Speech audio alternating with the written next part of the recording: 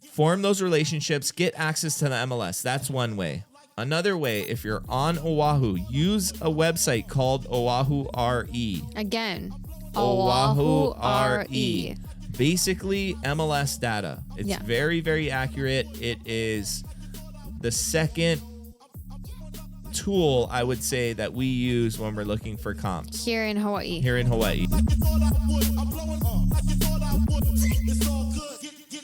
Commonly asked questions. These are real estate terms that we use very loosely, but I feel like people probably need to know what they mean. And as a real estate investor, if you're trying to get started in the industry, it's terminology or common terms that get used. So you should understand what they are. Ready? Love it. What is a comp? A comp.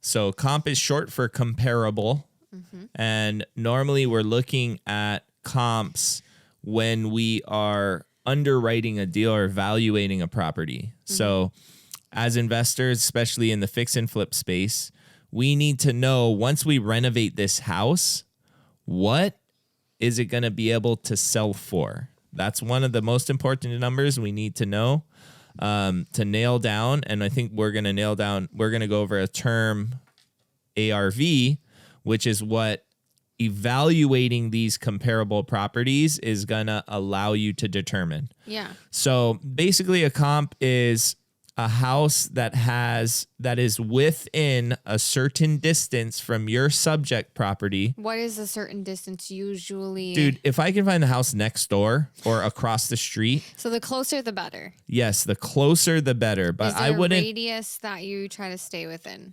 Like, I don't like to go out of, especially in Hawaii, neighborhoods in Hawaii, past half a mile. Yeah. Like, stay within a half a mile, but you also have to look. You don't want to be crossing a major intersection. Mm-hmm. You want to look at houses, like if your subject property is on a main road, you can't comp it with a house, a corner lot, and a cul-de-sac. Yeah. So you really have to be thinking like for like. If you have a house that's a 3-bedroom, 2-bath, renovated, let's say it's like 6,000 square feet, and it's, on a similar street, that's a comp versus a 2-story, 5-bedroom, 3-bath at the end of a cul-de-sac. Right.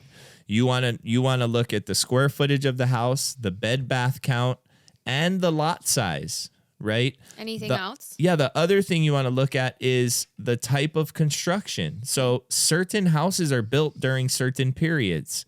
So if you have a house that is built in the 2000s and you're comparing it to a house that was built in 1950, not a comp, right?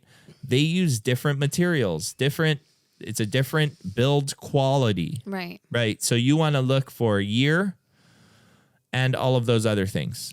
So just to reiterate, a comp is short for comparable, and we try to gather as many as we can when we are trying to determine what we could sell a house for when we are done renovating it.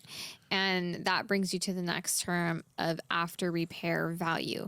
It's the same thing technically as a comp, or we use comps to determine what our after repair value is. So when the house is all fixed up, we finished our renovation, it's top notch, we're going to go sell it. What can we sell it for? What is our after repair value? Right. And they go hand in hand together. Totally. You need comps to determine after repair value. You need after repair value to underwrite a deal and see what your max allowable offer is going to be on that property. The thing is, guys, is that especially in today's market for ARV, you need to be as conservative as possible because the market is in a shifting pattern. Sometimes the ARV that you determine today isn't going to be what it is in 8 months when you're done renovating this house. Right. So you have to be super conservative, but that's a whole nother topic. Yeah. Okay. Is there anything else that you want to say about comps? Yeah. I mean, I feel like comps can sometimes be tricky, and we get this question a lot. What happens when there just isn't any comps in the area? What do you do? So what do? The two things that you can do are expand The radius. the from radius now, half a mile to more. to a mile or whatever, or you can time travel. What do you mean by that? So one thing we didn't talk about comps, you don't want to look at comps that have sold a year ago or 2 years ago. You're looking for the most recent sold 6 comps. months or sooner. 3 months or sooner, Right. 2 months or sooner. Yeah. If you have one that sold 2 weeks ago, that's good. great. Right. And so oftentimes if you're in a very small neighborhood, there hasn't been any sales within that 3-month period, then you go to 6 months. Or then you go to a year, but the farther you go back, the less accurate that is going to be. Yeah. So, Great. yep. So main things is lot size, bed bath count, square footage, Interior livable square footage. when was it built, radius, and then when was it last sold. When was it last So sold? kind of like 6 components. And then there's some nuances in there, like if there's a pool versus no pool, level lot versus sloped lot, but those are the basic principles. You're looking for like. Right. And so where can you find comps?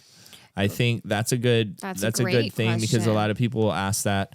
I think the best way to get accurate comps is on the MLS. So I don't have access to the MLS. right, and we'll go into that, but if you can, I don't like when people say they don't have access to the MLS because what why? I say is go frickin' figure it out. Everybody has access to realtors. True. And realtors have access to the MLS. Go out and work your butt off and form some relationships with these realtors and have them run your comps for you, right? So you need to be able to form those relationships, get access to the MLS. That's one way. Another way, if you're on Oahu, use a website called Oahu RE. Again, Oahu RE. Basically, MLS data. It's very, very accurate. It is the second tool, I would say, that we use when we're looking for comps here in Hawaii. So what if you're an out-of-state investor and you live here, you don't live here, but you're trying to comp properties out of Hawaii? Right. What do you use? So, I mean, one that everybody has access to and it's everywhere is Zillow. We use Zillow to comp properties. Very bird's eye view, very high level. Just looking at the map and seeing what's for sale and what has sold. A lot of times Zillow isn't the most accurate or most up to date. They're accurate, but they're not the most up to date. So that's why I say Oahu RE is good, but it should give you a good snapshot, especially if you're just underwriting a deal, to find a comp or a couple comps that have sold in that neighborhood that you can then formulate an offer for. What about PropStream?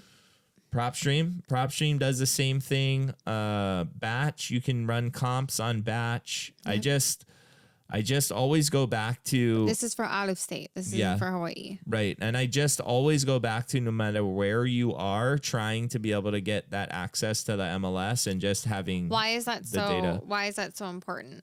Why is MLS data like the best data to pull comps for? Yeah, I mean, I think that it's the best because it's the most up to date and it literally has all the sales on it. So like if a house is selling, see a house sells today, it's updated on the MLS immediately, you can see that. Right. There's a lag time before that house makes it onto Zillow or onto PropStream PropStream, all of Batch. these other platforms. Yeah. So if you're looking at data on the MLS, it's the most accurate and it's the most up to date. Okay, so that's what a comp is. Those are the basics that you're looking for when you're trying to develop your comparables. And then that's where you can find your comparables. If you guys have any more questions about comps, let us know in the comments and subscribe and follow. It's all good. Get paid, get paid.